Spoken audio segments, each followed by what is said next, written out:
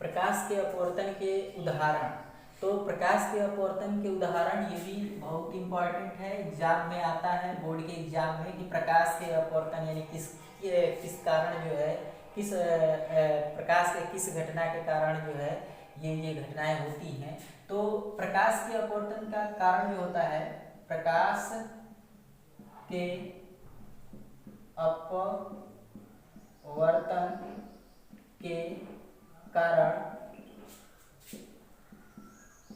गिलास या बीकर में रखी छड़ या पेंसिल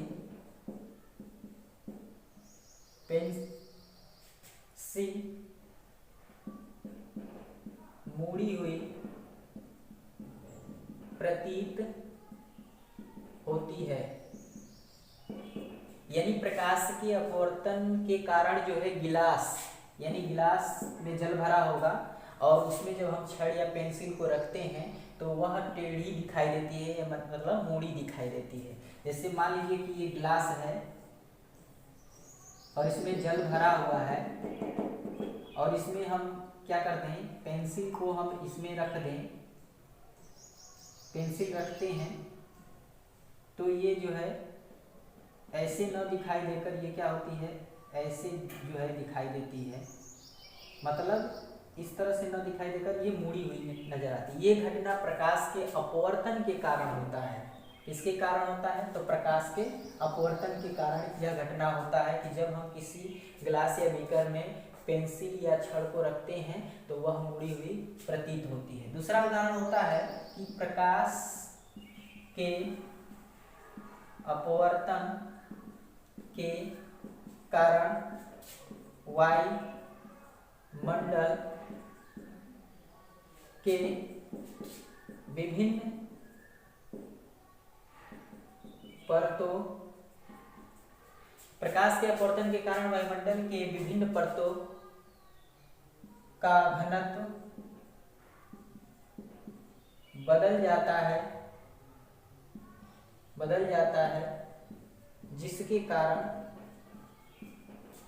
कारण आकाश में तारे टिमटिमाते हुए नजर आते हैं।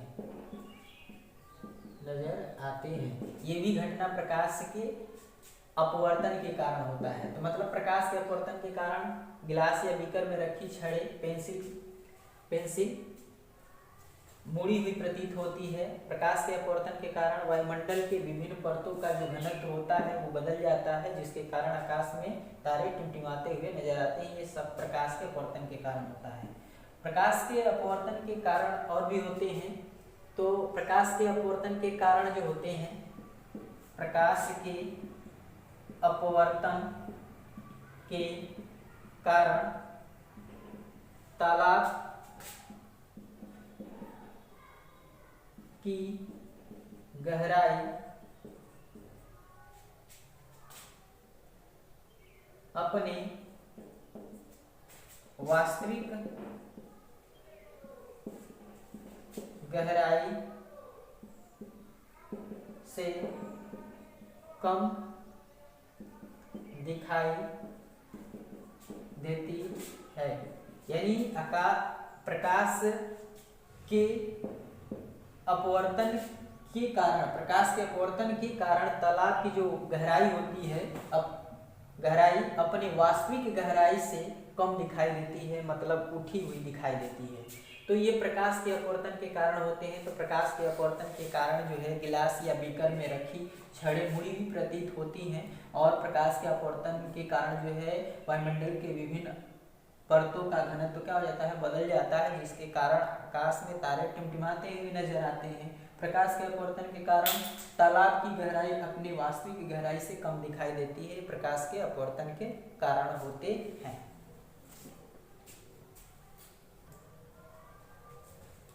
प्रकाश का पूर्ण आंतरिक परावर्तन यानी TIR यानी total internal reflection of light, प्रकाश के किरणों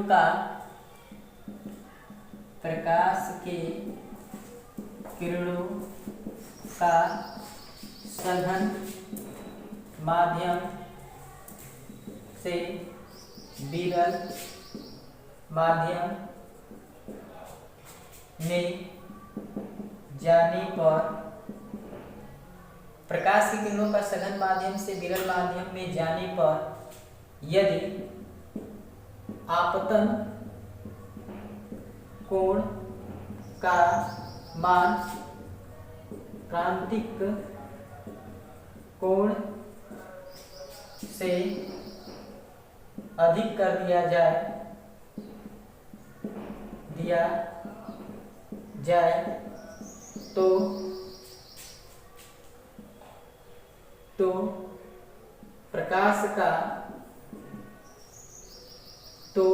पृथकारी दोनों माध्यमों को पृथक करने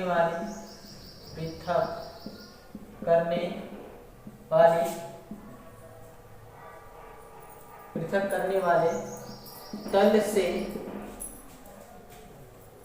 पूर्ण रूप से परावर्तित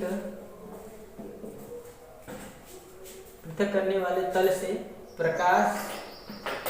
प्रकाश का पूर्ण रूप से परावर्तित हो जाता है, यानी पूर्ण रूप से क्या हो जाता है, परावर्तित हो जाए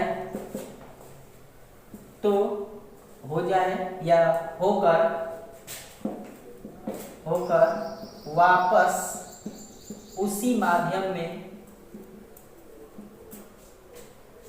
लौट आता है। प्रकाश की यह घटना प्रकाश का पूर्ण आंतरिक परावर्तन कहलाता है। यानी प्रकाश का पूर्ण आंतरिक परावर्तन जो होता है, total internal reflection of light, कि प्रकाश के किरणों का सघन माध्यम से विरल माध्यम में जाने पर यदि आपतन कोण का मान क्रांतिक कोण से अधिक कर दिया जाए तो दोनों माध्यमों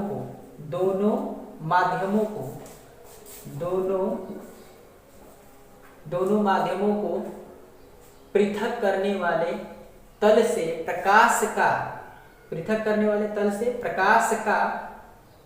का पूर्ण रूप से क्या हो जाता है, पूर्ण रूप से परावर्तित होकर वापस उसी माध्यम में क्या होता है, लौट आता है। और प्रकाश की यह घटना प्रकाश का पूर्ण आंतरिक परावर्तन कहलाता है। मतलब यदि हम इसको देखें तो ये हमारा सघन माध्यम है,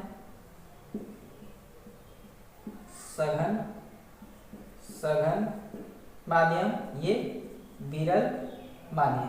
तो सघन माध्यम में यदि हम प्रकाश ये P है और यहाँ से आ रहा है तो यहाँ से आने के बाद ये क्या हो जाएगा, R, यानी ये आया आपतित किरण यहाँ से परावर्तित हो जाता है। मतलब यहाँ से देखें तो ये हम एक विलंब खींच लेते हैं। यदि इसका कोण का मान, इसको हम क्या करें, बढ़ाते जाएं, यहाँ कर दें, इधर कर दें, यानी जब हमारा आपतन कोण का मान क्या होगा, बढ़ेगा, तो ये जो इस परावर्तन होगा, प्रकाश का जो पृथकारित करने वाला जो तल होगा, ये क्या हो जाएगा, ये प्रकाश का पूर्णांतरिक क्या हो जाएगा, पूर्णांतरिक यहाँ से पूर्ण रूप से क्या हो जाएगा, प्रकाश का परावर्तन होने लगता है। ये क्या होने लगता है, प्रकाश का ये ऊपर जाने लगता है, यानी प्रकाश का पूर्ण रूप से आंतरिक परिवर्तन होने लगता है, जिसके कारण यानी यही घटना प्रकाश का पूर्ण आंतरिक परिवर्तन होने के बाद ये वापस क्या हो जाता है, उसी माध्यम में लौट आता है। और यही घटना हमारा क्या कहलाता है, प्रकाश का पूर्ण आंतरिक परिवर्तन कहलाता है। प्रकाश के पूर्ण आंतरिक परिवर्तन होने के लिए दो बातें जरूरी होती हैं। प्रकाश के पूर्ण आंतरिक परावर्तन की दो आवश्यक शर्तें होती हैं तो क्या शर्तें होती हैं प्रकाश के पूर्ण आंतरिक परावर्तन के?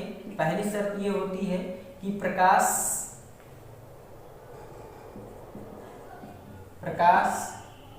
सघन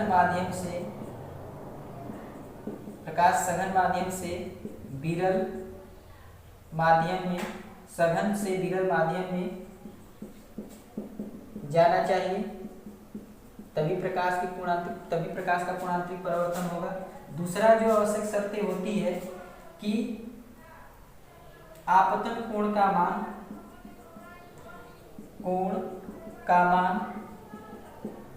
क्रांतिक कोण से अधिक होना चाहिए।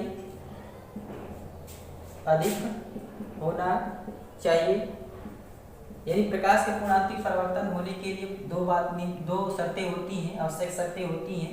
प्रकाश सघन से विरल माध्यम में जाना चाहिए, आपतन कोण का मान क्रांतिक कोण से अधिक होना चाहिए, यानी IC से क्या होना चाहिए? ग्रेटर होना चाहिए। तो ये प्रकाश के पूर्ण आंतरिक परावर्तन होने की घटना होती है।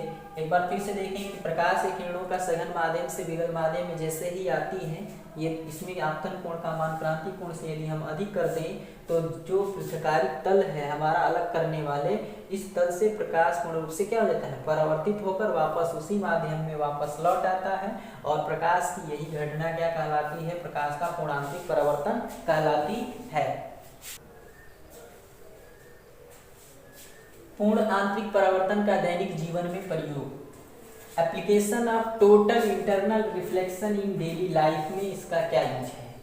तो कांच में पड़ी दरारों का चमकना, ये भी प्रकाश के पूर्ण आंतरिक परावर्तन के उदाहरण है। कांच में पड़ी दरारों का चमकना, हीरे का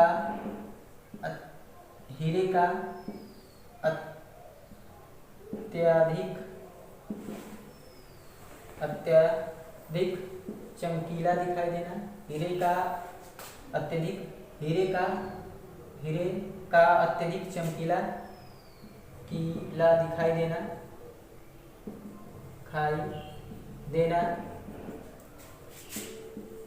कांच में पड़ी दरारों का चमकना, हीरे का अत्यधिक चमकीला दिखाई देना, वायु के बुलबुले का चमकीला दिखाई देना, जल में रखी प्रखनली का चमकीला होना, जल में रखी प्रखनली का चमकीला दिखाई देना, रेगिस्तान में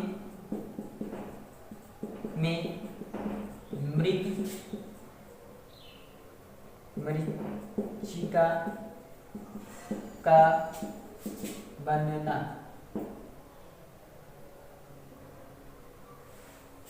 ये क्या है? पूर्ण आंतरिक परिवर्तन के दैनिक जीवन में प्रयोग, application of total reflection in daily life, कांच में पड़ी दरारों का चमकना। पूर्ण आंतरिक परिवर्तन के दैनिक जीवन में प्रयोग में पहला जो उदाहरण होता है, कांच में जो पड़ी दरारें होती हैं वो चमकीली दिखाई देती हैं। क्या होता है कि कांच में पड़ी दरारें कब चमकती हैं कि अचानक जब खिड़कियों में या दरवाजों में लगा जब कांच अचानक चटक जाता है तो उसमें पतली सी दरारें पड़ जाती हैं, और उस पतली सी दरारों में होने के कारण जो है उसमें वायु की पतली परत चढ़ जाती है, जिसके कारण जैसे ही जब प्रकाश की टेढ़ी किरणें उस पर पड़ती है तो वायु में न जाकर प्रकाश की किरणें क्या होती हैं? कांच से वायु में जाती है, जिसके कारण प्रकाश का पूर्ण आंतरिक परिवर्तन हो जाता है। इसलिए कांच में पड़ी दरारें क्या होती हैं? अत्यधिक चमकीली दिखाई देती हैं। हीरे का अत्यधिक चमकीला दिखाई देना, तो हीरे के अंदर जैसे ही प्रकाश प्रवेश करता है तो हीरे के सतह से प्रकाश की किरणें बार बार टकराती रहती हैं, जिसके कारण प्रकाश का पूर्ण आंतरिक परिवर्तन होने लगता है। प्रकाश का जो वायु के लिए अपवर्तनांक है वो 2.42 होता है, और वायु के लिए इसका जो क्रांतिक कोण होता है वो 24 डिग्री का बनता है। क्रांतिक कोण 24 डिग्री का बनता है हीरे के लिए, क्रांतिक कोण। और इसका जो अपवर्तनांक होता है, हीरे का जो अपवर्तनांक होता है वो 2.42 होता है, हीरे का अपवर्तनांक। तो इस कारण जो है हीरा चमकता है। वाय के बुलबुले का चमकीला दिखाई देना ये भी प्रकाश के पूर्णांतरिक परिवर्तन के कारण ही होता है। घटना घटित होती है कि वाय के जो बुलबुले होते हैं, देखते हैं कि अधिक क्या होता है, चमकीला दिखाई देता है। ये प्रकाश के पूर्णांतरिक परिवर्तन के कारण घटना होती है। जल में रखी प्रखनली का चमकीला दिखाई देना, जब हम किसी भरे हुए बीकर में क्या करते हैं, प्रखनली को रखते हैं तो प्रखनली के खाली प्रखनली के को रखने पर ऊपर से वाय भर जाती है, और जैसे ही जब प्रकाश की तिरछी किरणें वाय से जब कांच के अंदर प्रवेश करती है तो वह जो है प्रखनली क्या होती है, चमकीली दिखाई देती है। रेगिस्तान में मृग मरीचिका बनता है, ये भी प्रकाश के पूर्णांतरिक परिवर्तन के ही उदाहरण है। देखते हैं कि जो गर्मियों के दिनों में जो रेगिस्तानों में संचरण करने वाला या भ्रमण करने वाला जब कोई व्यक्ति क्या करता है, घूमने जाता है रेगिस्तानों में गर्मियों के समय, तो भ्रमण करते समय जब वह अपने दूर स्थित किसी भी वस्तु को, पेड़ या किसी भी वस्तु को जब वह देखता है तो उसको जो है जल के बड़े बड़े महासागर दिखाई देते हैं, तथा पेड़ पौधे जो होते हैं उसको उल्टे हुए प्रतीत होते हैं। यह हमारी भ्रम जो है मरीचिका कहलाती है, मरीचिका कहलाती है। तो मरीचिका भ्रम को ही कहते हैं, मरीचिका कहलाती है। और जब हम उसके पास जाते हैं, जल के महासागर के पास जाते हैं, तो हम वहाँ पर जल न पाकर हम रेत ही पाते हैं, जिसके कारण ये हमारे मन में भ्रम हो जाता है। यह घटना जो होती है प्रकाश के पूर्णांतरिक परिवर्तन के कारण जो है संभव होती है। तो प्रकाश के पूर्णांतरिक परिवर्तन के कारण जो है रेगिस्तान में मरीचिका बनता है। और ये सब जो है इम्पोर्टेंट जो है क्या है, उदाहरण है जो आपके एग्जाम यानी बोर्ड एग्जाम में क्या होता है, ये पूछता है इस उदाहरण से कि किसके कारण ये घटनाएं घटित होती हैं।